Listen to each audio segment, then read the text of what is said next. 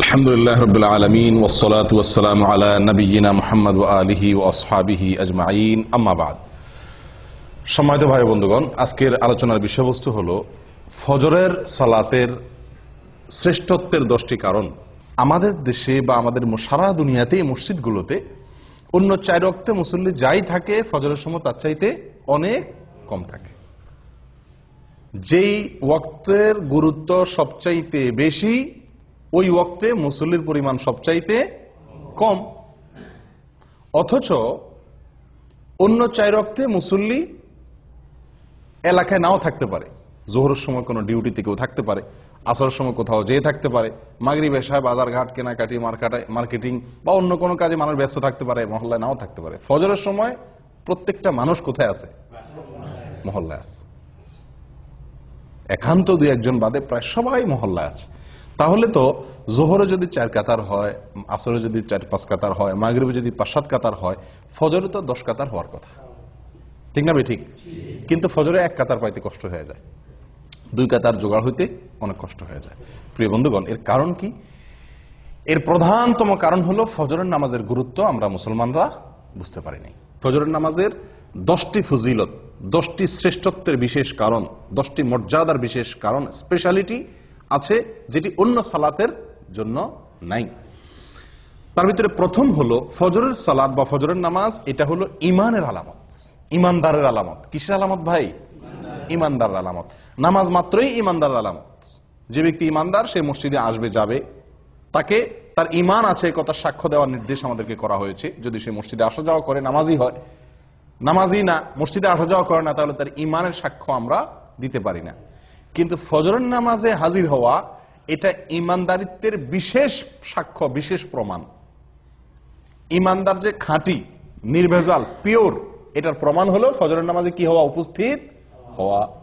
যদি কেউ ফজরের নামাজে উপস্থিত হতে না পারে, ফজরের নামাজ পড়তে তার কষ্ট হয়ে যায়, একদিন আসলে 10 দিন মিস হয়ে যায়, ফজরের নামাজে সে আসতেই পারে না, এরকম যদি হয় তাহলে বুঝতে হবে তার ইমান নিয়ে নতুন করে চিন্তা করা দরকার আছে। তার ইমানের ভিতরে যথেষ্ট ঘাপলা আছে।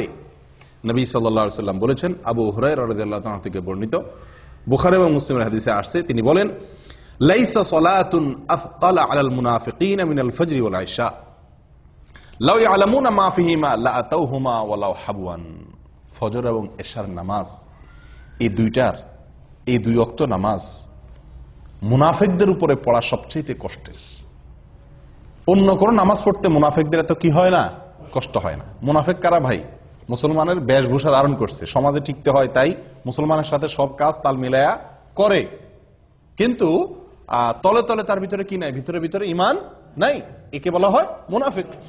এই মুনাফিকের ব্যাপারে নবী সাল্লাল্লাহু আলাইহি ওয়াসাল্লাম বলছেন যে লাইসা সালাতুন আথকালা আলাল মুনাফিকিনা মিনাল ফজরি ওয়াল ইশা। ফজর এবং এশা, অন্য বর্ণনা আসছে ফজর এবং আসর, কিন্তু সর্বাবস্থায় ফজরের কথা আগে বলা আছে। এই ফজরের নামাজ এটা মুনাফিকের জন্য এই নামাজে উপস্থিত হওয়া কষ্টসাধ্য। যার এই নামাজে উপস্থিত হওয়া সুযোগ হয় না, তৌফিক হয় না, কষ্ট হয়, বুঝতে হবে সেই ব্যক্তির ইমান নিয়ে যথেষ্ট করে প্রশ্ন তোলার সুযোগ আছে। আমি কি বুঝাতে পারছি প্রিয় ভাইরা? তাহলে ফজরের নামাজে উপস্থিত হওয়া এটা কিসের আলামত? ইমানদারের আলামত। ফজরের নামাজে উপস্থিত না হইতে পারা কিসের আলামত? মুনাফিকের আলামত। মুনাফিকের জন্য এটা কঠিন হয়ে যায় উপস্থিত হইতে পারাটা। তাহলে অন্য সালাত, জোহরের ব্যাপারে এটা বলা হয় নাই যে জোহরের নামাজে মুনাফিকরা আসতে কষ্ট হয়। জোহরের নামাজে 1 নম্বর, 2 নম্বর, 3 নম্বর, 4 নম্বর সব কিসিমের, 3rd class, 2nd class, 1st class সব কিসিমের মানুষ কি জোহরে আসতে পারে, মাগরিবে আসতে পারে। বুঝে আসছে কথা? কিন্তু ফজরের নামাজ এটা এমন একটা নামাজ যে এই নামাজে যে মুনাফিক 2 নম্বরই করে আসে, মানুষ দেখাইতে আসে, সে এই ভোর রাত্রে আরামের ঘুম ফালায় আসাটা খুব বেশি সহজ না। যদি কেউ আসতে পারে বোঝা যাবে সেই লোকটা হলো খাঁটি ইমানদার, তার ভিতরে ইমান আছে। প্রিয় ভাইরা, তাহলে এই কোষ্টি পাথরে আজকে যাচাই করলে বহু লোক ইমানদারিত্বের পরীক্ষায় উত্তীর্ণ হওয়া কঠিন হয়ে যাবে। ইমানদারিত্বের প্রমাণ দেওয়া অনেকের জন্যই কি কষ্টকর হয়ে যায়। প্রিয় ভাইরা, তাহলে ফজরের নামাজের প্রথম ফজিলতের বিষয় হলো এটি ইমানদারের আলামত। কার আলামত? ইমানদার আলামত। ফজরের নামাজে উপস্থিত হইতে পারা মুনাফিকি থেকে মুক্তির একটি অন্যতম উপায়। আপনি মুনাফিকি থেকে নিজে মুক্ত, এটা প্রমাণ করার অন্যতম উপায় হলো ফজরের নামাজে কি হওয়া, উপস্থিত হতে পারা। নাম্বার 2, ফজরের নামাজ যদি কেউ আদায় করে তো ওই দিনের জন্য সে আল্লাহ সুবহানাহু ওয়া তাআলার জিম্মায় চলে যায়। কোথায় চলে যায়? আল্লাহ সুবহানাহু ওয়া তাআলার সুরক্ষা সে লাভ করে ওই দিনের জন্য। ওই দিনের জন্য ইন্স্যুরেন্স হয়ে যায় আল্লাহ সুবহানাহু ওয়া তাআলার কাছে। নবী সাল্লাল্লাহু আলাইহি ওয়াসাল্লাম বলেছেন, জুনদুব ইবনে আব্দুল্লাহ ইবনে সুফিয়ান আল-বাজালি রাদিয়াল্লাহু তাআলা আনহু থেকে বর্ণিত, এটি সহিহ মুসলিমে আসছে। নবী সাল্লাল্লাহু আলাইহি ওয়াসাল্লাম বলেন, মান সাল্লা সুবহা ফাহুয়া ফি যিম্মাতিল্লাহ। যে ব্যক্তি ফজরের নামাজ পড়বে সে কার জিম্মায়? আল্লাহ সুবহানাহু ওয়া তাআলার জিম্মায় চলে যাবে। দুনিয়ার কোন লোক, দুনিয়ার কোন নেতা, দুনিয়ার কোন পুলিশ অফিসার, এসপি, ওসি যদি আপনারে বলে যে আপনি আমি দায়িত্বে আছি, কোনো কিছু আমাকে বলবেন, আপনার কোনো কিছু হবে না। এলাকার নেতা, এমপি সাহেব যদি বলে দেয়, আমাদের মনটা কত মনে কত সাহস হয় না? ও ভাই, আল্লাহ সুবহানাহু ওয়া তাআলা বলে দিচ্ছেন যে আল্লাহ ওই ব্যক্তির জিম্মা নেন। বড় কোনো বিপদ আপদ মুসিবত, কোন সমস্যার সম্মুখীন সে হবে না। আল্লাহ সুবহানাহু ওয়া তাআলা স্বয়ং তার জিম্মাদারি নিয়ে নেন। কোন ব্যক্তির? যে ব্যক্তি ফজরের নামাজ জামাতের সাথে। ফজরের নামাজ আপনি পড়লেন, তার মানে ওই দিনের জন্য আপনি গ্যারান্টি পেয়ে গেলেন যে আপনার জিম্মাদারি কে রাখছেন? আল্লাহ সুবহানাহু ওয়া তাআলা রাখছেন। আপনি দিনের বেলা চলেন ফিরেন কাজ করেন, আপনি নির্ভয়ে চলতে পারেন যে আপনার জিম্মাদারি আল্লাহ সুবহানাহু ওয়া তাআলা নিয়েছেন। এটা ফজরের নামাজের জন্য আছে, অন্য কোনো নামাজের জন্য এরকম কোনো কথা বলা হয় নাই। নাম্বার 3, ফজরের নামাজে হাজির হলে আপনার পক্ষে আল্লাহর ফেরেশতাগণ আল্লাহর কাছে গিয়ে সাক্ষ্য দিবে। আপনি যে ভালো মানুষ এ কথার সাক্ষ্য দিবে কে? ফেরেশতারা। আল্লাহ সুবহানাহু ওয়া তাআলা তো জানেন আপনি ফজরের নামাজ পড়ছেন, কিন্তু তারপরেও আল্লাহর ফেরেশতাগণ গিয়ে আপনার পক্ষে ওকালতি করবে, আপনার পক্ষে গিয়ে সাক্ষ্য দিবে যে আল্লাহ আপনার বান্দাকে আমরা নামাজে দেখে আসছি। নবী সাল্লাল্লাহু আলাইহি ওয়াসাল্লাম বলেছেন, এটিও বুখারী মুসলিমের হাদিস, আবু হুরায়রা রাদিয়াল্লাহু তাআলা থেকে বর্ণিত, তিনি বলেন, ফেরেশতারা, দিনের ফেরেশতারা এবং রাতের ফেরেশতারা উভয়ে পালা বদল করে দুনিয়াতে ডিউটি করতে আসে আসমান থেকে। একদল ফেরেশতা আসে দুনিয়াতে, সারা পৃথিবীতে তারা বিচরণ করে। তারা আসমান থেকে নামে কখন? ফজরের সময়। তারা দিনের বেলা ডিউটি করতে আসে। আরেকদল ফেরেশতা সারা রাত ডিউটি করেছিল, তারা ফজরের সময় উপরে উঠে যায়। আবার তারা আসরের সময় আসে, দিনের বেলা যারা ছিল তারা দিনের শিফটে ডিউটি করার পরে তারা আসরের সময় আবার আসমানে উঠে যায়। এই যে ফেরেশতাদের পালা বদল হয়, 2 ওয়াক্ত সালাত, ফজর এবং আসর, এই 2 ওয়াক্ত সালাত হলো ফেরেশতাদের ডিউটি বদলের সময়। আর এই সময়ে যদি আপনি ফজরের নামাজে হাজির হন, তো এই ফেরেশতারা যখন আল্লাহর কাছে চলে যায়, তখন আল্লাহ তাআলা জিজ্ঞেস করেন তাদেরকে যে আমার বান্দাদেরকে কি অবস্থায় রেখে আসছো? বুঝে আসছে কথা? অমুককে অমুককে অমুককে অমুককে এদেরকে কি অবস্থা রেখে আসছো? তো যারা নামাজরত ছিল, আল্লাহ তাআলা তো জানেন কে কি অবস্থা আছেন। তারপর আল্লাহ তাআলা তাদের কাছ থেকে শুনে ওই নামাজি বান্দার জন্য একজন সাক্ষী আল্লাহ তাআলা সাব্যস্ত করেন, তার পক্ষে একজন সাক্ষী আল্লাহ তাআলা খাড়া করে দেন, ফেরেশতারা যেন সাক্ষী হয়ে যেতে পারে। তখন ফেরেশতারা বলে, আল্লাহ, আমরা যখন গিয়েছিলাম তখনও তারা সালাত আদায় করছিল, হ্যাঁ, আবার তারাকনাহুম ওয়া হুম ইউসাল্লুন ওয়া আতাইনাহুম ওয়া হুম ইউসাল্লুন। আমরা যখন সকালে ডিউটি করে আসছিলাম তখনও তারা নামাজ পড়তেছিল, আবার যখন বিকেলে গেলাম তখনও তারা আসরের নামাজ পড়তেছিল। ও ভাই, সেজন্য ফজরের নামাজ এবং আসরের নামাজ, তো এই ফজরের নামাজের বিষয়ে নবী সাল্লাল্লাহু আলাইহি সাল্লামের এই হাদিস থেকে বোঝা গেল যে যদি কেউ ফজরের নামাজে হাজির হয়, নামাজ পড়ে, তাহলে আল্লাহর ফেরেশতারা তার পক্ষে আল্লাহর কাছে কি দেয়? ভালো মানুষ হিসাবে, নামাজি হিসাবে সাক্ষী দেয়, সাক্ষ্য দেয়। কয়টা ফজিলত গেল? 3। 1 নম্বর হলো ইমানদারিত্বের পরিচয়, ফজরের নামাজে হাজির হওয়া। মুনাফিকি খাতা থেকে নাম কাটার একটা অন্যতম সুযোগ হলো কি করা? ফজরের নামাজে হাজির হওয়া। নাম্বার 2, ফজরের নামাজ পড়লে ওই দিনের জন্য আল্লাহর জিম্মায় চলে যায়। কোথায় চলে যায়? আল্লাহর জিম্মায় চলে যায়, আল্লাহ সুবহানাহু ওয়া তাআলার দায়িত্বে চলে যায়। নাম্বার 3, ফেরেশতারা ওই ব্যক্তির জন্য কি করে? ভালো মানুষ হিসাবে তার জন্য সাক্ষ্য দেয়। ওই ব্যক্তি যে ভালো মানুষ, সে সাক্ষ্য কে দেয়? ফেরেশতারা আল্লাহ সুবহানাহু ওয়া তাআলার কাছে দেয়। নাম্বার 4, ফজরের নামাজ যদি কেউ জামাতের সাথে আদায় করে, যদি কেউ ফজরের নামাজ পড়ে তাহলে আল্লাহ সুবহানাহু ওয়া তাআলা তাকে সারা রাত জেগে নফল ইবাদত করার সওয়াব দেয়। নবী সাল্লাল্লাহু আলাইহি ওয়াসাল্লাম বলেছেন, এটি সহিহ মুসলিমে আসছে, ওসমান ইবনে আফফান রাদিয়াল্লাহু আনহু থেকে বর্ণিত, মান সাল্লাল ইশা ফি জামাআহ ফাকান্নামা সাল্লা নিসফাল লাইল ফাকান্নামা কামা নিসফাল লাইল ওয়া মান সাল্লাস সুবহা ফি জামাআহ ফাকান্নামা সাল্লাল লাইলা কুল্লাহ আও ফাকান্নামা কামাল লাইলা কুল্লাহ আও কামা ক্বাল। ভাই, যদি কেউ এশারের সালাত জামাতের সাথে আদায় করে তো ওই ব্যক্তি অর্ধেক রাত দাঁড়িয়ে দাঁড়িয়ে নফল ইবাদত করলে, তাহাজ্জুদের নামাজ পড়লে যে সওয়াব পাইতো সেই সওয়াব আল্লাহ সুবহানাহু ওয়া তাআলা তাকে দিবেন। যদি এশার নামাজ কোথায় পড়ে? জামাতের সাথে মসজিদে হাজির হয়ে আদায় করে। আর যদি কেউ ফজরের নামাজ জামাতের সাথে আদায় করে তো আল্লাহ সুবহানাহু ওয়া তাআলা তাকে সারা রাত দাঁড়িয়ে তাহাজ্জুদের নামাজ পড়ার, নফল নামাজ পড়ার, রাত জেগে সারা রাত জেগে নফল নামাজ পড়ার সওয়াব আল্লাহ তাআলা তাকে দান করবেন।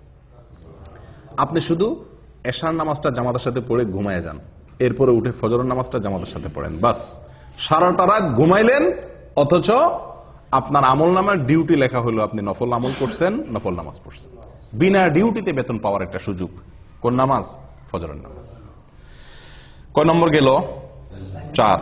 নাম্বার 5, ভাই কিয়ামতের দিন ভয়াবহ অন্ধকার হবে, ভয়াবহ অন্ধকার হবে। যার যার পার্সোনাল আলো দিয়ে চলতে হবে।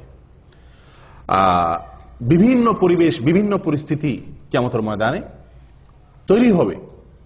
যারা যারা ফজরের নামাজ জামাতের সাথে পড়বে, ফজরের নামাজ পড়বে, মসজিদে এসে ফজরের নামাজ আদায় করবে, তাদের ব্যাপারে 5 নম্বর ফজিলতের বিষয় হলো কিয়ামতের দিন আল্লাহ সুবহানাহু ওয়া তাআলা তাদের জন্য ফকফকা উজ্জ্বল লাইটের ব্যবস্থা করবেন। কথা বুঝে আসছে ভাই? ঝাপসা আলো না, উজ্জ্বল আলোর ব্যবস্থা থাকবে। কাদের জন্য? ফজরের নামাজে যারা জামাতে উপস্থিত হয় তাদের জন্য। নবী সাল্লাল্লাহু আলাইহি ওয়াসাল্লাম বলেছেন, আবু দাউদ এবং তিরমিজি বর্ণিত হয়েছে হাদিসটি, বাশশিরিল মাশাঈনা ফি যলামি ইলাল মাসাজিদি বিন নূরিত তাম ইয়াউমাল কিয়ামাহ। যারা পায়ে হেঁটে হেঁটে ভোরে ভোরে সূর্য ওঠার আগে অন্ধকারের মধ্যে, আলো আঁধারের মধ্যে যারা পায়ে হেঁটে হেঁটে মসজিদে আসে কষ্ট করে, সুসংবাদ দিয়ে দাও ওই সমস্ত আল্লাহর বান্দাদেরকে। কিসের সুসংবাদ দাও? বিন-নূরি তাম ইয়াউমাল কিয়ামা, কিয়ামতের দিন পরিপূর্ণ আলোর আলো আল্লাহ সুবহানাহু ওয়া তাআলা তার জন্য দান করবেন। ওই ব্যক্তির জন্য আলোর ব্যবস্থা করবেন, পার্সোনাল আলো। সবাই অন্ধকারে নিমজ্জিত থাকলেও তাকে আল্লাহ সুবহানাহু ওয়া তাআলা তার জন্য পার্সোনাল আলোর ব্যবস্থা করে রাখবেন, স্পেশাল আলোর ব্যবস্থা থাকবে। এবং সে আলো ঝাপসা আলো না। আপনি হাঁটবেন ফজরের সময় আলো আঁধারের আলো দিয়া, কিন্তু কিয়ামতের দিন আল্লাহ তাআলা যে আলো দিবেন তার বিনিময়ে এই যে কষ্ট করে অন্ধকারে হাঁটলেন, সে আলো হবে কি? অনেক ফকফকা, অনেক পরিষ্কার ঝকঝকে পরিপূর্ণ আলো, যেটাকে বলা হয়। যদি কি করা হয় ভাই? ফজরের নামাজ জামাতের সাথে আদায় করা হয়, অন্ধকারে কষ্ট করে আলো আধারিতে আপনি হেঁটে মসজিদ পর্যন্ত আসেন। নাম্বার 6, ফজরের নামাজ যদি কেউ আদায় করে তো তার বিনিময়ে আল্লাহ সুবহানাহু ওয়া তাআলা তাকে জান্নাতের সবচেয়ে বড় পুরস্কার দান করবেন। জান্নাতের সবচেয়ে বড় পুরস্কার কি ভাই? না, সেটা তো আছেই। জান্নাতের ভিতরে মানুষ যত পুরস্কার, যত নেয়ামত আল্লাহ তাআলা দিবেন, হুরে আইন দিবেন, আল্লাহ সুবহানাহু ওয়া তাআলা তাদের জন্য যে কোনো ফল দিবেন, যা চাইবে তারা তা পাবে। কত নেয়ামত থাকবে না? দুধের নহর প্রবাহিত হবে, মদের নহর প্রবাহিত থাকবে, দুনিয়ারে নাপাক গান্দা মদ না, পবিত্র মদ। যাই হোক, অনেক নেয়ামতের আল্লাহ তাআলা ব্যবস্থা করবেন জান্নাতীদের জন্য। আল্লাহ সুবহানাহু ওয়া তাআলার যে নেয়ামতে জান্নাতীরা সবচেয়ে বেশি খুশি হবে, যে নেয়ামতের জন্য জান্নাতীরা সবচেয়ে বেশি লালায়িত থাকবে, কোনটা সেটা? আল্লাহ দিদার, আল্লাহর সাক্ষাৎ, আল্লাহর সাক্ষাৎ। জান্নাতীদের সবচেয়ে বড় চাহিদা থাকবে যেন তারা কি করতে পারে?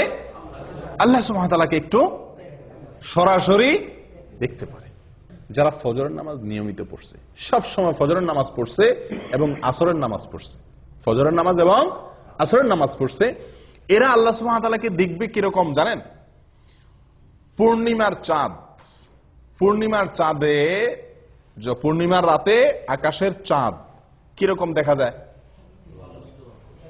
চাঁদের 1 তারিখ, 2 তারিখ, 3 তারিখ, 4 তারিখ, 5 তারিখ, এই দিনগুলোতে চাঁদ এত স্পষ্ট, এত ক্লিয়ার দেখা যায়। কিন্তু পূর্ণিমার রাতে চাঁদ কিরকম দেখা যায়?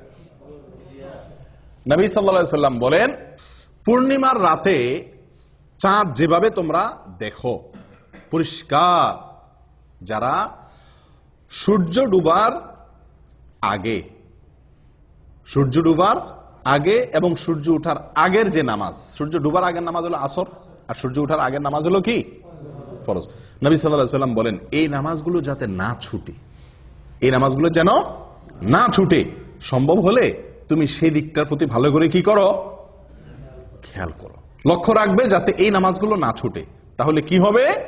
ওই আল্লাহ সুবহানাহু ওয়া তাআলাকে, জান্নাতের সবচেয়ে বড় নিয়ামত আল্লাহ তাআলাকে একেবারে স্পষ্টভাবে পরিষ্কার করে দেখার সুবর্ণ সুযোগ পাওয়া যাবে। আল্লাহ তাআলা আমাদের সকলকে সেই নিয়ামত দান করেন।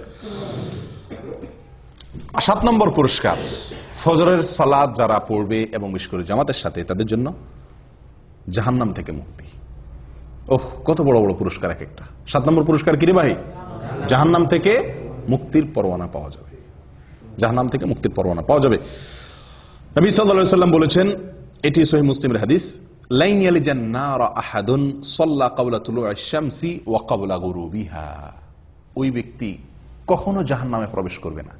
কিছু লোক আছে না ভাই, জাহান্নামে যাবে, ইমানদার যেহেতু, জাহান্নামের শাস্তি ভোগ করার পরে সে কোথায় আসবে? জান্নাতে আসবে। না, এরকম না। একবারে প্রথম চান্সে আপনি জান্নাতে যেতে পারবেন, ফার্স্ট চান্সে আপনি জান্নাতে যেতে পারবেন। জাহান্নামে যে সেখান থেকে এসে জান্নাতে ঢোকা লাগবে না।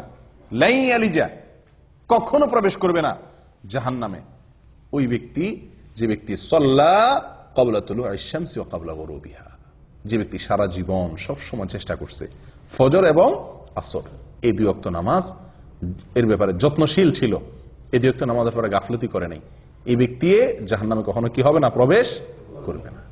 ও ভাই, কত বড় বড় পুরস্কার এক একটা, লক্ষ্য করছেন? ফজরের নামাজের বিনিময়ে, আল্লাহু আকবার। আর এই নামাজটাতে আমরা সমাজের সবচেয়ে বেশি সংখ্যক লোক গাফেল থাকি, শুয়ে থাকি, অলসতা করি। কেউ হয়তো বলতে পারেন, আরে ভাই, এই যে জাহান্নাম থেকে মুক্তির জন্য কত আমলই তো আছে, এটা করলে জাহান্নাম থেকে মুক্তি, এটা করলে জাহান্নাম থেকে মুক্তি, ওইটা করলে জাহান্নাম থেকে মুক্তি, অনেক আমলের কথা আপনারা শুনছেন না? তো এতগুলার কি দরকার আছে? যে কোনো একটা করলে তো জাহান্নাম থেকে মুক্তি পাওয়া যায়, এরকম কারোর মনে প্রশ্ন আসতে পারে। তাদেরকে বলবো, ভাই, দুনিয়ার কোন আদালতে আপনি যদি আসামি হয়ে যান, তাহলে আসামির খাতা থেকে নাম কাটানোর জন্য আপনি কতগুলো পথ ধরেন? যত পথ আছে সবগুলা পথ ধরেন না? পয়সা রেডি রাখেন, যদি লাগে পয়সা দিয়া মামলা ডিসমিস করাইতে হবে। রাজনৈতিক কোন লিঙ্ক যদি থাকে, কাউকে দিয়ে হেলো করায় যদি ছাড়া পাওয়ার সুযোগ থাকে, তাহলে লিঙ্ক কোথায় কোথায় আছে সেগুলো খুঁজেন, কি খুঁজেন না। এরপরে আপনার নিজেকে নির্দোষ প্রমাণ করার জন্য কাগজপত্র যেগুলো জোগাড় করা দরকার সেগুলো জোগাড় করেন। এত কিছুর পরেও আবার যদি জেলে যাওয়া লাগে, তাহলে সংসার, ব্যবসা বাণিজ্য কেমনে চলবে সেই ব্যবস্থাও রাখেন। অর্থাৎ আপনার সাধ্যে যতগুলো ওয়ে আছে সকল ওয়ে আপনি অবলম্বন করেন, উদ্দেশ্য যেন মামলাটা ডিসমিস করানো যায় দুনিয়ার আদালতে। ঠিক না ঠিক? ও ভাই, আখিরাতের আদালতে কোনো মামুখালু চলবে না, ঘুষ ঘাস চলবে না, হায় হেলো চলবে না। সেই জায়গাতে মুক্তির জন্য, সেই জায়গায় মুক্তি তো চিরকালের জন্য মুক্তি, সেই জায়গায় ধরা তো চিরকালের জন্য ধরা, তারপরে আর কোনো কোর্ট নাই, আদালত নাই। তাহলে সেখান থেকে মুক্তির জন্য একজন ইমানদার মানুষ যেই আমল শুনবে যে এই আমল করলে জাহান্নাম থেকে বাঁচা যাবে, খপ করে সেই ওই আমলটাকে ধরবে। ঠিক না বেঠিক? যে বিশ্বাস করবে জাহান্নামকে, সে তো একটা দুইটা ওই অবলম্বন করে এটা বলবে না, তুষ্ট হবে না যে ঠিক আছে তো জাহান্নাম থেকে বাঁচার জন্য যে একটা কাজ করছি তো, খালাস হয়েছে তো, এরকম করবে। বরং কারণ আমার সেটার মাধ্যমে যে আমি জাহান্নাম থেকে মুক্তি পাবো, আমার সে আমলটা যে সলিড হয়েছে, পিওর হয়েছে, আল্লাহর কাছে গ্রহণযোগ্য হয়েছে, তার কোনো গ্যারান্টি তো নাই। এজন্য যতগুলো ওয়ে আছে জাহান্নাম থেকে বাঁচার জন্য, তার সবগুলো অবলম্বন করবে একজন ইমানদার মানুষ। অতএব ফজরের নামাজে হাজির হওয়া, ফজরের নামাজ নিয়মিত পড়া, এটি জাহান্নাম থেকে মুক্তির একটি অন্যতম উপায়। এবং এখানে শব্দটি লাই ইয়ালিজান নার, নবী সাল্লাল্লাহু আলাইহি ওয়াসাল্লাম বলেছেন লাই ইয়ালিজান না, কখনো জাহান্নামে প্রবেশ করবে না। আল্লাহু আকবার। তাহলে বোঝা যায় ফার্স্ট চান্সে সে কোথায় চলে যাবে? জান্নাতে চলে যাবে। আল্লাহ আমাদের সকলকে তৌফিক দান করেন। ভাই, 8 নম্বর ফজিলত ফজরের নামাজের, ফজরের নামাজ সবচেয়ে ফজিলতপূর্ণ সালাত হওয়ার 8 নম্বর ফজিলত হলো নবী সাল্লাল্লাহু আলাইহি সাল্লামের বরকতের দোয়া পাওয়া যাবে। কে কার দোয়া পাওয়া যাবে? নবী করিম সাল্লাল্লাহু আলাইহি সাল্লামের বরকতের দোয়া আপনার জন্য বরাদ্দ হয়ে যাবে। ভাই, আপনাকে যদি হারামের, মক্কার হারামের ইমাম সাহেব শেখ সুদাইস, শেখ সুরাইম, শেখ জুহানি, শেখ আলী আল হুজাইফি, ওনাদের মতো কেউ যদি আপনাকে খপ করে হাত ধরে কোন এক জায়গায় দেখা হইলো, বললো যে বাবা তোমার জন্য আমি আল্লাহর কাছে দোয়া করতেছি, আল্লাহ তুমি এর জীবনে বরকত দিয়ে দাও, আমাদের খুশির কোনো শেষ থাকবো? হ্যাঁ, হারামের ইমাম সাহেব আমার জন্য 2 হাত তুলে দোয়া করছে, সুবহানাল্লাহ, হারামে দাঁড়ায় দোয়া করছে, আমাদের মনটা কত খুশি হয়ে যাবে না? ও ভাই, কোথায় হারামের ইমাম, কোথায় হারামের ইমাম? স্বয়ং রাসূলুল্লাহ সাল্লাল্লাহু আলাইহি সাল্লামের দোয়া আপনার জন্য অটোমেটিক বরাদ্দ হয়ে যাবে, আপনি পেয়ে যাবেন। কি করলে? ফজরের নামাজ আদায় করলে। নবী সাল্লাল্লাহু আলাইহি সাল্লাম দোয়া করছেন, আল্লাহুম্মা বারিক লি উম্মতি ফি বুকুরিহা, আল্লাহুম্মা বারিক লি উম্মতি ফি বুকুরিহা, হে আল্লাহ আমার উম্মতের জন্য সকালের সময় আপনি বরকত দান করবেন। আল্লাহুম্মা বারিক লি উম্মতি ফি বুকুরিহা, হে আল্লাহ সকালের যে সময়, ভোরবেলা, এই সময়টাতে আমার উম্মতের জন্য আপনি বরকতের ফয়সালা, বরকতের বরাদ্দ করিয়েন। দোয়া করছেন কে? নবী সাল্লাল্লাহু আলাইহি সাল্লাম। এই দোয়া সুনানে আবু দাউদে এবং মুসনাদে আহমদে বর্ণিত হয়েছে। ও ভাই, তাহলে ফজরের নামাজে যদি কেউ ঘুমে থাকে, সে কি নবী সাল্লাল্লাহু আলাইহি সাল্লামের বরকতের ভাগী হবে? কেউ যদি ফজরের নামাজ জামাতের সাথে না পড়ে, সে কি বরকতের ভাগীদার হবে? যে ব্যক্তি আল্লাহর হুকুম পালন করবে, ফজরের জামাতে হাজির হবে, সে ব্যক্তি নবী সাল্লাল্লাহু আলাইহি সাল্লামের বরকতের দোয়া পাবে, তার ভাগীদার সে হবে। কারণ সকালের এই সময়টাতে বরকতের দোয়া করছেন কে? নবী সাল্লাল্লাহু আলাইহি সাল্লাম। অতএব এই সময় যদি আমি ইবাদত করি, তো আমার ইবাদতের মধ্যেও কি হবে? নিঃসন্দেহে বরকত হবে। এটা বরকত নেওয়ার সময়, বরকত নাজিলের সময়। এই সময় ঘুমায় থাকলে সে বরকত থেকে কি হবে? বঞ্চিত হবে। 8 নম্বর ফজিলত গেল। 9 নম্বর হলো ভাই, দুনিয়া এবং দুনিয়ার মধ্যে যা কিছু আছে, দেখেন এক একটা পুরস্কার দেখেন, সুবহানাল্লাহ, ফজরের নামাজের বিনিময়ে। দুনিয়া এবং দুনিয়াতে যা কিছু আছে, সারা পৃথিবী এবং পৃথিবীতে যত কিছু আছে, এই সব কিছু থেকে উত্তম ফজরের 2 রাকাত নামাজ, ফজরের 2 রাকাত সালাত। দুনিয়া এবং দুনিয়ার ভিতরে যা কিছু আছে সবকিছু থেকে উত্তম। সহিহ মুসলিমের হাদিসে আসছে, নবী সাল্লাল্লাহু আলাইহি সাল্লাম বলেছেন, রাকাতাল ফজর খায়রুম মিনাদ দুনিয়া ওয়া মা ফিহা। আল্লাহু আকবার। রাকাতাল ফজর খায়রুম মিনাদ দুনিয়া ওয়া মা ফিহা। ফজরের 2 রাকাত নামাজ দুনিয়া এবং দুনিয়ার ভিতরে যা কিছু আছে সব কিছুর মালিক হওয়ার চাইতে, সকল কল্যাণের চাইতে বেশি কল্যাণের, বেশি মর্যাদার, বেশি শ্রেষ্ঠ ফজরের 2 রাকাত নামাজে, ফরজ নামাজে হাজির হওয়া বা ফজর নামাজ পড়া।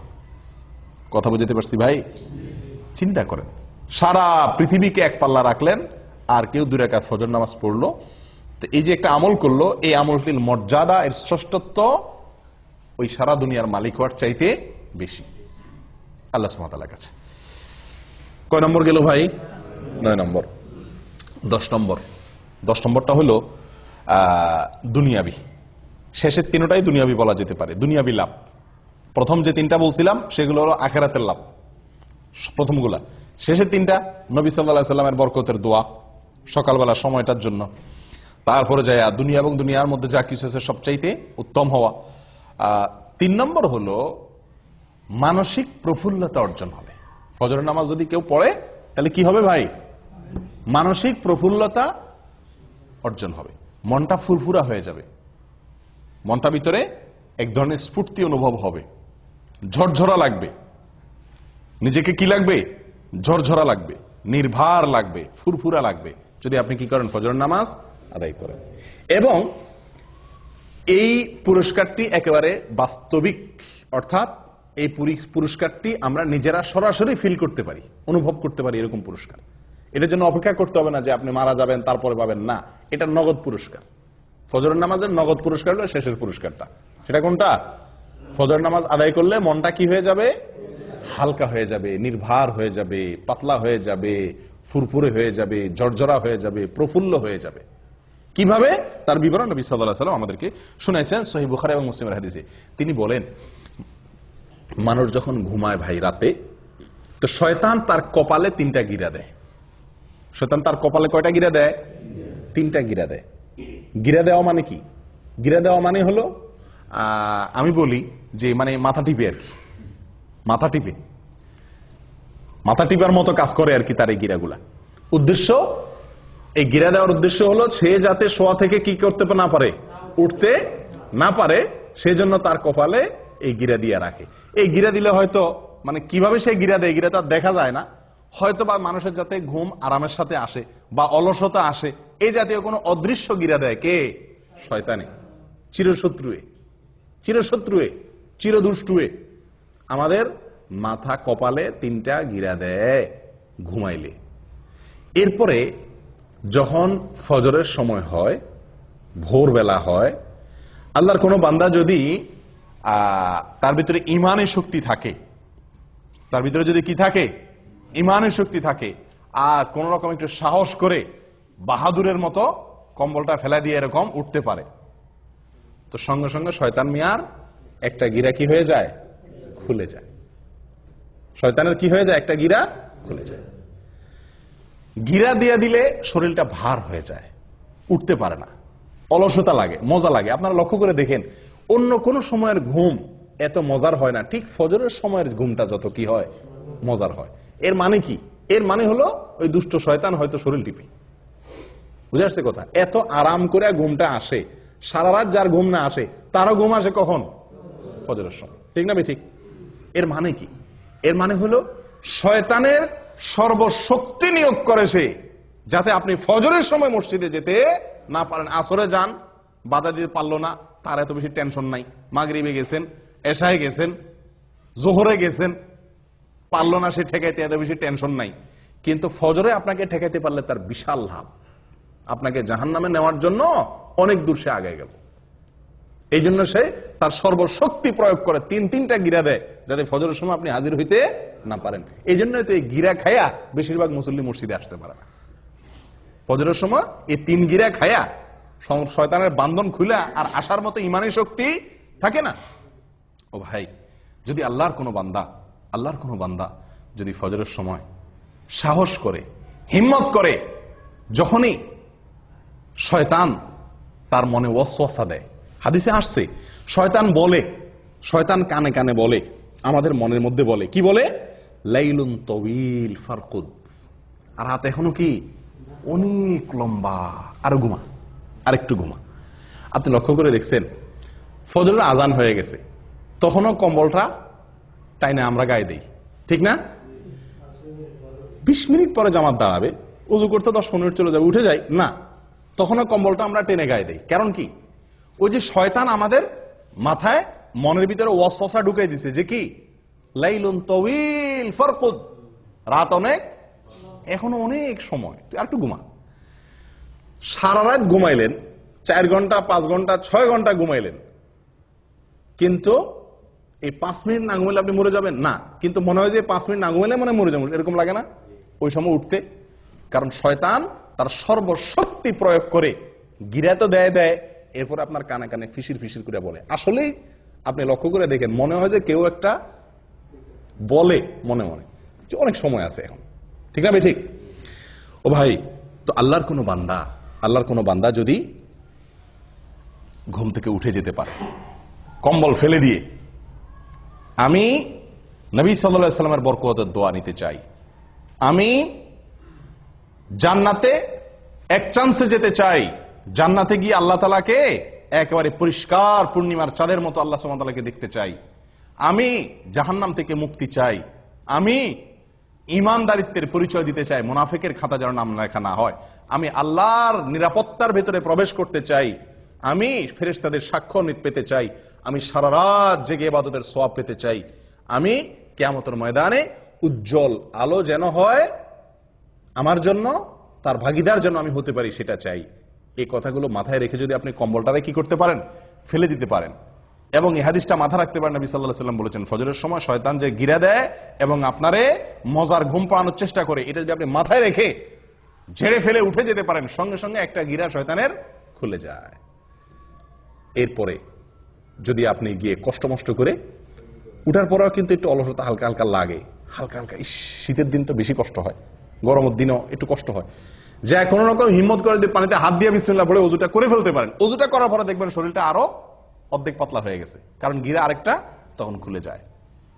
এরপরে আরেকটু বাকি থাকে, মসজিদে যাব না রুমে পড়ে ফেলবো, আরেকটু অলসতা থাকে।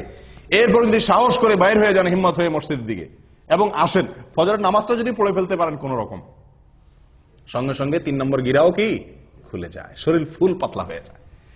এই যে নবী সাল্লাল্লাহু আলাইহি সাল্লামের হাদিসটি, 3টা গিরা খুলে শরীর পাতলা হয়ে যাওয়া, নির্ভর হয়ে যাওয়া, এটা আমরা বাস্তবে সব সময় অনুভব করার সুযোগ আছে, আছে না নাই? আমরা সবাই অনুভব করি, হয়তো খেয়াল করি না। আপনি লক্ষ্য করে দেখেন, রাতে শোয়ার পরে ভোর রাতে শরীরে যে ভার মনে হয় যে উঠলে মনে মরে যাব, এত কষ্ট, এত আরামের ঘুম বাদ দিয়ে উঠলে, এই ঘুম ছেড়ে উঠলে মনে আমি শেষ, এরকম মনে হয় না?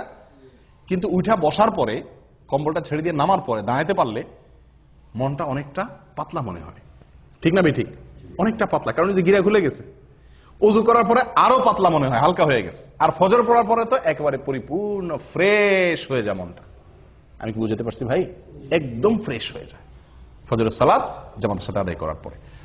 একজন মানুষ ফজরের নামাজ না পড়ে, কোনোদিন আপনি ফজরের নামাজ না পড়ে কাজে যান, উঠেন, অন্যান্য কাজে লাগেন, আপনি যতই কাজ করেন আপনার মনের ভিতরে এক ধরনের ভার, এক ধরনের আনফ্রেশনেস আপনি অনুভব করবেন। কিন্তু যদি ফজর নামাজ জামাতে পড়তে পারেন তাহলে ইনশাআল্লাহ ওই দিনটা আপনার মনটার মধ্যে কি থাকবে? ফুরফুরে একটা ভাব থাকবে। ও ভাই, তাহলে গিরা খোলার কাহিনী বুঝতে পারছেন তো? আমরা তো বলি যে দুনিয়ার কোনো কাজে যদি আপনি আরামের ঘুম বাদ দিয়ে উঠেন, মেজাজটা গরম হয় না?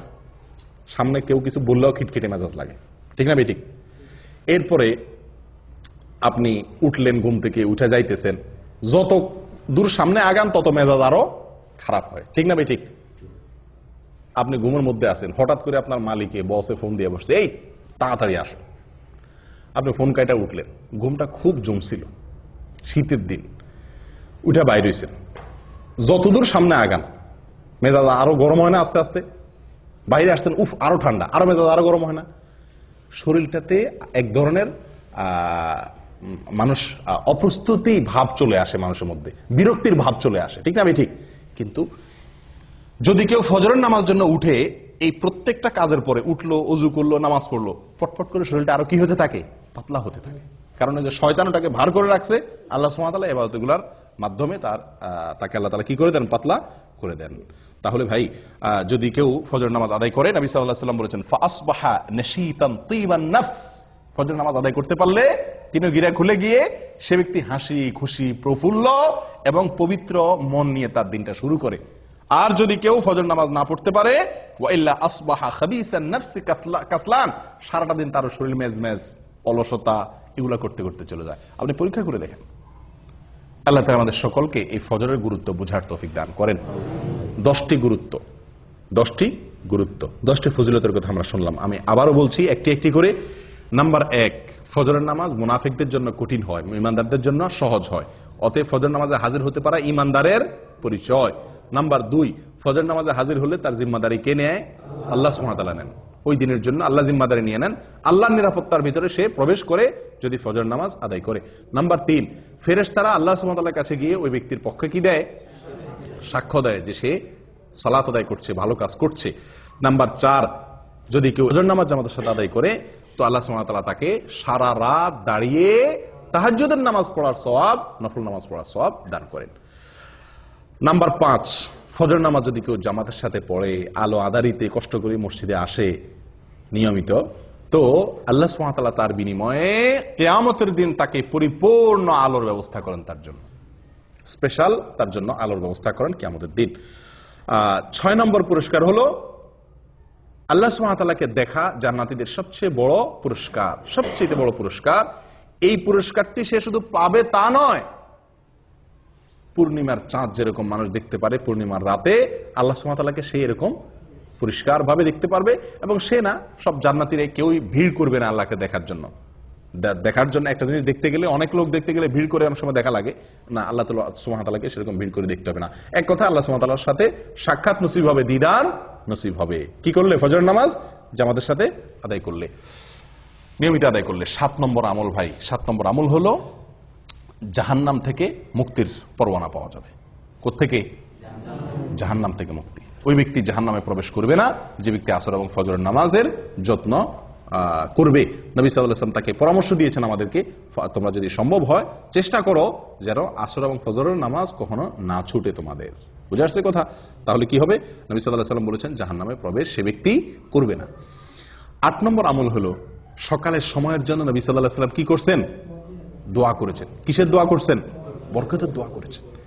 তো এই ফজরের সময়টা, এই সময়টার জন্য নবী সাল্লাল্লাহু আলাইহি ওয়াসাল্লাম বরকতের দোয়া করছেন। কেউ যদি ফজরের নামাজ পড়ে উঠে আল্লাহর ইবাদত করে তাহলে সে নবী সাল্লাল্লাহু আলাইহি ওয়াসাল্লামের কেমন যেন সে কি হলো? বরকতের ভাগীদার হয়ে গেল। এই টাইমে যে কাজ করবে ওই কাজে তার বরকত হবে। 9 নম্বর হলো ভাই, ফজরের নামাজের 2 রাকাত ফরজ নামাজ আদায় করা দুনিয়া এবং দুনিয়ার মধ্যবর্তী সব কিছুর মালিক হওয়ার চাইতে বেস্ট এবং শ্রেষ্ঠ সম্পদশালী সে ব্যক্তি হয়ে গেল। 10 নম্বর হলো ফজর নামাজ যদি জামাতের সাথে আদায় করেন তাহলে মনটা প্রফুল্ল হয়ে যাবে, হাসি খুশি হয়ে যাবেন, নির্ভর হয়ে যাবে, পাতলা হয়ে যাবে এবং এভাবে আপনার সারাটা দিন কাটবে। কয়টা ফজিলত গেল? 10টা। 11 নম্বর একটা সম্পূরক ফজিলতের কথা বলি, সেটাও দুনিয়াবী ফজিলত। সেটা হলো স্বাস্থ্যের দিক থেকে একজন মানুষ যদি ফজর নামাজে উঠে অনেক রোগ বালাই থেকে আল্লাহ তাআলা তাকে হেফাজত করেন। যে ব্যক্তি সকালে ঘুমায় থাকে ওই ব্যক্তির চাইতে যে ব্যক্তি সকালে উঠে ওই ব্যক্তির জন্য স্বাস্থ্যগত দিক থেকে সে ব্যক্তি অনেক বেশি ভালো থাকে। দেখুন আমাদের ইয়েতে উর্দুতে একটা প্রবাদ বা হিন্দিতে একটা প্রবাদ আছে, সুবাহ কি হাওয়া হাজার বিমারিও কি দাওয়া। সকালবেলার হাওয়া এটা হাজার হাজার রোগের ঔষধ। একজন মানুষ যদি ফজরের নামাজের সময় উঠে ফজরের নামাজের সময় মসজিদে আসে পায়ে হেঁটে, তাহলে সকালে হাওয়া তার গায়ে লাগবে কি লাগবে না? যে ঘুমা রয়েছে 7টা-8টা বাজে উঠছে তার তো এই নসিব হয় নাই। তাহলে স্বাস্থ্যের জন্য এটা কি অত্যন্ত ভালো সকালে ফজর নামাজ জন্য উঠতে পারে। ও ভাই, আমাদের বিশেষ করে প্রবাসে এবং দেশেও বহু লোককে দেখা যায় ফজরের নামাজ পড়ে। কখন পড়ে? সূর্য ওঠার পরে, মানে তার মন মতো। সোজা কথা, সকাল 7টা অথবা 8টা বাজে ফজরের নামাজ পড়ে। আবার হাদিসও দেয় অনেকে। হাদিস কি? নবী সাল্লাল্লাহু আলাইহি ওয়াসাল্লাম বলেছেন, মান নামা আন সালাতিন আও নাসিয়াহা ফালইউসাল্লিহা ইযা যাকারাহা ফাইন্না যালিকা ওয়াক্তুহা। নবী সাল্লাল্লাহু আলাইহি ওয়াসাল্লাম বলেছেন, যদি কেউ ঘুমায় যায়, ঘুমের কারণে উঠতে না পারে, অথবা ভুলে যায়, তাহলে তার যখন স্মরণ হবে বা ঘুম ভাঙবে তখনই তার নামাজ পড়বে, তার গুনাহ হবে না, ওইটাই তার জন্য নামাজ। বাহ! এই হাদিস দেখায় 12 মাস বহু লোক আছে ওই ফজরের নামাজের সময় উনি ঘুমায় থাকেন। উনি 8টা বাজে, 7টা বাজে, 9টা বাজে উঠা মাশাআল্লাহ করে নামাজ পড়েন, এবং এটা 12 মাস বা বেশিরভাগ সময়। এরকম বহু লোক আছে না? আমি বহু লোক দেখছি, জিজ্ঞাসা করছি তো উনি হাদিস শুনে দিয়েছেন। নবী সাল্লাল্লাহু আলাইহি ওয়াসাল্লাম বলছেন ঘুমায় গেলে মাফ, ঘুম থেকে উঠে পড়বেন। বাহ! ঘুমায় গেলে কার জন্য মাফ? যে ব্যক্তি ঘুম থেকে উঠতে পারে নাই, কদাচিৎ হঠাৎ একদিন ঘটে গেছে, অ্যালার্ম দিয়ে রাখছে, সবারে বলে রাখছে, আজানও শুনে নাই, সবগুলো মিস হয়ে গেছে, ঘুম এত ভার হয়ে গেছে, অ্যাক্সিডেন্টলি একদিন হয়ে গেছে, তার জন্য এটা। নবী সাল্লাল্লাহু আলাইহি ওয়াসাল্লামের নিজেরও একদিন ফজর নামাজ ছুটে গেছে। ঘুম থেকে উঠছেন সূর্য ওঠার পরে, ওনার সাথে সব সাহাবীরা মিলে সফরে ছিলেন, শরীর ক্লান্ত ছিল, ঘুম আসছে, একজনকে উনি পাহারাদার রাখছেন। অ্যালার্ম ঘড়িতে তখন ছিল না, একজনকে পাহারাদার রাখছেন, বলছেন তুমি ডাইকে দিবা। এই বেচারারও কি এসে গেছে? ঘুম এসে গেছে। আসলে এবার সবাই ঘুম, ফজরের নামাজের রক্ত শেষ, সূর্য উঠে গেছে, যখন রোদ লাগা শুরু হয়েছে এবার সবাই আস্তে আস্তে ঘুম ভাঙছে। নবী সাল্লাল্লাহু আলাইহি ওয়াসাল্লামকে আল্লাহ সুবহানাহু ওয়া তাআলা এই এক ওয়াক্ত জীবনে ফজরের নামাজ দেরি করায়া পড়াইছেন আমাদের শেখার জন্য। আমাদের কিসের জন্য? শেখার জন্য, যেন এরকম জীবনে হইলে কি করব সেই পদ্ধতি আমরা জেনে নিতে পারি। কিন্তু এটা ওনার জীবনে কয়বার হয়েছে? একবার। আর আপনি প্রতিদিন সে কাম করবেন। ওনার যুগে তো অ্যালার্ম আলা ঘড়ি ছিল না, মসজিদের মাইকের আজান শোনা যেত না। আপনার যুগে সব ব্যবস্থা আছে, আপনি 4-5বার অ্যালার্ম দেন, মাশাআল্লাহ, বিমান তো মিস হয় না, রেলগাড়ি তো মিস হয় না, ডিউটি টাইম তো মিস হয় না, ফজর কেমনে মিস হয়? হ্যাঁ, ওখানে তো মিনিট সেকেন্ড হিসাব করে আসেন, ফজর নামাজ তো মিনিট সেকেন্ড হিসাব করে আসার দরকার হয় না, ঠিক না বে ঠিক? তাহলে এখানে কিভাবে মিস হয়? এগুলো সব হলো গাফলতি, এগুলো সব হলো কি? গাফলতি। আল্লাহ সুবহানাহু ওয়া তাআলা বলেছেন, ফাওয়াইলুল লিল মুসাল্লিন আল্লাযীনা হুম আন সালাতিহিম সাহুন। নামাজ পড়লেই শুধু হবে না, গাফলতি করবেন, অলসতা করবেন, 4 ওয়াক্ত পড়বেন, 1 ওয়াক্ত পড়বেন না, এই টাইপের মুসল্লি সবচাইতে আজকে বেশি। 4 ওয়াক্ত হাজির হয়, ফজরে আসে না, 3 ওয়াক্ত হাজির হয়, 2 ওয়াক্ত পড়ে না সুবিধা মতো, অথবা যখন উঠে তখন। ভাই, এভাবে আদায় করলে কখনো নাজাত বা মুক্তি পাওয়া যাবে না। যে নামাজটা সবচেয়ে গুরুত্বপূর্ণ, যে নামাজটা পড়তে কষ্ট হয়, এটার মর্যাদা সবচেয়ে বেশি, এটার গুরুত্ব সবচেয়ে বেশি দিতে হবে। অতএব আপনি এই অজুহাত দিতে পারবেন না যে আমি ঘুমায় গেছি এই জন্য 8টা-9টা বাজে উঠা পড়ছি, এটা একদিন হতে পারে। সবসময় হতে পারে এটা? আপনি যদি অ্যালার্ম দিয়ে রাখেন, বেনামাজি লোক থাকলে বাদ দেন, আজকে দেরিতে শুয়েছি সেজন্য নামাজ বাদ গেছে, তাহলে কালকে আমি তাড়াতাড়ি শুয়ে যাই। চেষ্টা করলে এই সমস্যা থেকে বের হয়ে আসা সম্ভব কি সম্ভব না? অতএব 12 মাসের জন্য 8টা-9টা বাজে যারা নামাজ পড়েন তারা জেনে রাখবেন তাদের এই নামাজ মন মতো নামাজ হবে। কোম্পানির ডিউটি আপনাকে একটা টাইম বেঁধে দিয়েছে এতটা থেকে এতটা, আপনি মন মতো অন্য টাইমে যা ডিউটি করে চলে আসছেন, কি বলেন? বেতন দিবে আপনারে? আপনাকে বলছে 8টা টু 5টা তোমার ডিউটি, আপনি 8টা টু 5টা অন্য কোনো কাজ করে ঘুরে ঘেরা সমনষ্ট করে ঘুমায় টুমায় থাকলেন, 5টার পরে যায় কেউ নাই, আপনি ঘুরে ঘেরা 5টার পরে 8 ঘন্টা যায় বয়ে থাকলেন, টুকটাক কিছু কাম কাজ করলেন, মাস শেষে করুন বেতন দেন, আপনারা দিবে কেউ বেতন? কোনো পাগলে? আল্লাহ সুবহানাহু ওয়া তাআলা বলেছেন ইন্নাস সালাতা কানাত আলাল মুমিনিনা কিতাবাম মাওকুতা, সালাত নির্দিষ্ট সময় আল্লাহ তাআলা নির্ধারিত করে রাখছেন, নির্দিষ্ট সময়, ওই সময় পড়তে হবে। আপনার মন মতো 9টা বাজে ঘুম থেকে উঠে ফজর পড়লে আদায় হবে না, এটা হঠাৎ একদিন হতে পারে বিশেষ কোনো কারণে, বিশেষ কোনো অজুহাতে। ও ভাই, ফজরের এই নামাজটির গুরুত্বের আরো কয়েকটি দলিল আছে ভাই। কোরআনে আল্লাহ সুবহানাহু ওয়া তাআলা শপথ করেছেন সকালের সময়টার, দিন এবং রাতে 24 ঘন্টার ভিতরে যে কয়েকটি সময় সবচেয়ে মূল্যবান তার ভিতরে একটা হলো এই সকালবেলা। আল্লাহ সুবহানাহু ওয়া তাআলা কোরআনে শপথ করেছেন ওয়াল ফাজরি ওয়া লায়ালিন আশ, ফজরের শপথ, কারণ ফজর টাইমটা গুরুত্বপূর্ণ। আল্লাহ সুবহানাহু ওয়া তাআলা বলেছেন ওয়াস সুবহি ইযা আসফার, বলছেন কি বলেন নাই? সকালের শপথ, কারণ সকালের টাইমটা গুরুত্বপূর্ণ, ভোরের টাইমটা। আল্লাহ সুবহানাহু ওয়া তাআলা এরকম কোরআনে বহু জায়গায় এরকম নির্দেশ করেছেন। এক জায়গায় বলেছেন ওয়াসাব্বিহ বিল আশি ওয়াল ইবকার, সকালে এবং সন্ধ্যায় এই দুই টাইমে আল্লাহর পবিত্রতা বর্ণনা করো, ইবাদত করো, নামাজ পড়ো। ও ভাই, তাহলে এই টাইমটার গুরুত্ব বোঝা গেছে তো? অতএব এই টাইমটার প্রতি যত্ন রাখতে হবে। ভাই, ফজর নামাজ পড়তে কষ্ট কেন হয়? এর প্রধান কারণ হলো রাতে দেরিতে শোয়া। ফজরের নামাজ জামাতের সাথে পড়তে না পারা, টাইম মতো পড়তে না পারা, উঠতে না পারার মূল কারণ কি? রাতে দেরিতে শোয়া। আমাদের আয়েশা বলেছেন নবী সাল্লাল্লাহু আলাইহি ওয়াসাল্লামের বিষয়ে যে কানা ইয়াকরাহুন নাওমা ক্বাবলা আল ইশা ওয়াল হাদিসা বাদা, নবী সাল্লাল্লাহু আলাইহি ওয়াসাল্লাম এশার আগে কথা বলা এটা তার খুব অপছন্দের কাজ ছিল। এশার আগে ঘুমানোটা অপছন্দের কাজ ছিল, আর এশার পরে কথাবার্তা বলাটা তার অপছন্দের কাজ ছিল। দিনী কথা, স্বামী স্ত্রীর কোনো দরকারি কথা, এটা ছাড়া অন্য কোনো কথা তার পছন্দ ছিল না। আর আমাদের আড্ডাবাজি শুরুই হয় কখন? এশার পরে, 11টা 12টা 1টা বাজে। তো এই বাঁচতে বাঁচতে শুতে শুতে যদি দেরি হয়, এই জন্য ফজরের সময় উঠতেও কি হয়ে যায়? কষ্ট হয়ে যায়। ভাই, আমার নামাজ আমার জান্নাত, আমার নামাজ আমার জীবন, আমার নামাজ আমার জাহান্নাম থেকে মুক্তির কারণ, আমার এই ফজর আমার কিয়ামতের দিনের আলো, আমার এই ফজর আমার নবীর দোয়া, আমার এই ফজর এটা ফেরেশতাদের সাক্ষ্য আমার পক্ষে পাওয়া, আমার এই ফজর মানে আমার সারাদিনের গ্যারান্টি আল্লাহর কাছ থেকে নিয়ে নেওয়া। এত বড় ফজিলতের আমল, এটা আমাকে ফজরের সময় করতে হবে। এটা যদি মাথায় থাকে তাহলে রাতে শুইতে কি হবে না? দেরি হবে না। আল্লাহ তাআলা আমাদের সকলকে তৌফিক দান করুক। জাযাকুমুল্লাহ ওয়া আখিরু দাওয়ানা আলহামদুলিল্লাহি রাব্বিল আলামিন।